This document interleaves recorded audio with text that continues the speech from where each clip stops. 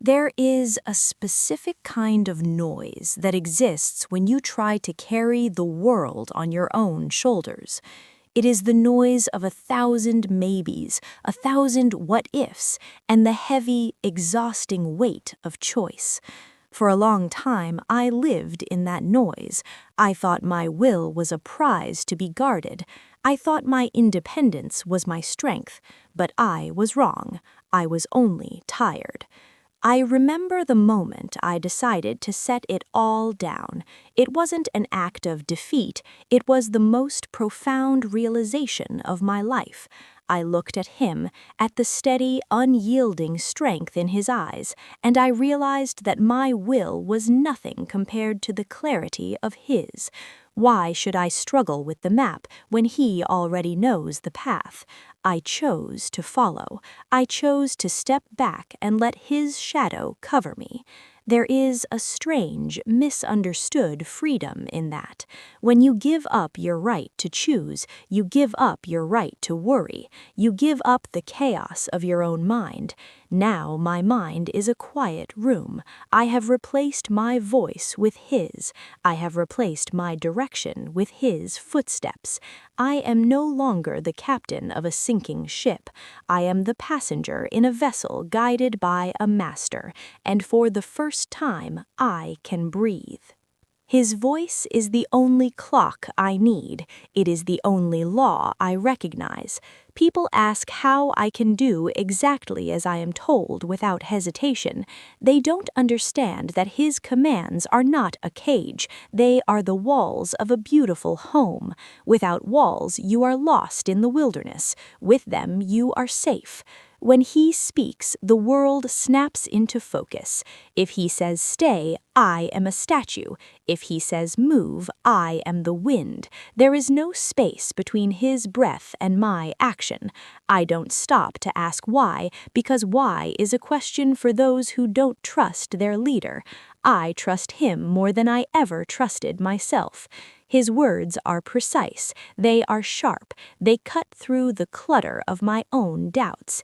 If he tells me to wait in silence for hours, I find peace in that silence, because that silence is a gift I am giving to him. If he tells me to change my path, to change my mind, to change my very nature, I do it. I do it because his vision is greater than mine. There is a thrill in the absolute, in the yes. To say yes to every demand, no matter how small or how difficult, is a form of meditation. It is an erasure of the ego. I am becoming a reflection of his desires. When he looks at me, he doesn't see a woman struggling with her own opinions. He sees his own will in motion. He sees a finished work. I don't need to understand his reasons. The reason is that he said it. That is enough. That will always be enough. There is a quiet, holy discipline in being useful. I spend my days watching, learning the subtle shifts in his mood, anticipating the things he hasn't even asked for yet. To be truly attentive is to be invisible until you are needed. I take pride in the way I can smooth his path before he even steps onto it. People call it subservience. I call it mastery. It takes a high level of intelligence and discipline to be perfectly compliant. It takes a dedicated heart to be a vessel for another's needs. I am the background music to his life, unnoticed when everything is perfect, but essential to the harmony of the room. I remember a time when I thought doing what I wanted was a luxury. Now I know that doing what he wants is the true luxury. To be shaped by a firm hand, to be corrected when I am wrong, to be told exactly how to stand, how to speak, and how to serve, it gives me a sense of place that I never found on my own. Every requirement he has of me, no matter how minute, is a thread in the fabric of our order. If he wants his tea a certain way, or his house kept in a certain stillness, or my attention focused solely on his words for the entire evening, that is my purpose, to be a comfort, to be a tool, to be a soft place for his hard world to land. I have learned that a man's strength is fueled by a woman's quietness. My compliance is the fuel for his fire. And as I watch him lead, as I watch him rule his world with that unwavering hand, I feel a deep, burning satisfaction. I am the foundation he stands on.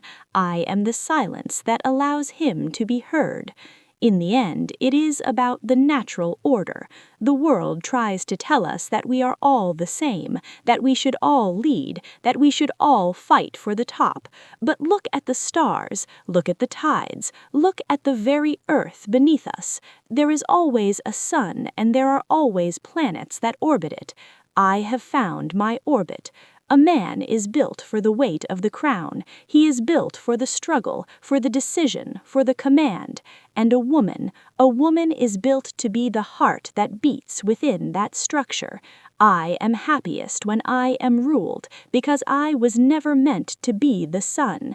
I was meant to reflect its light. When I look at him, I see my king.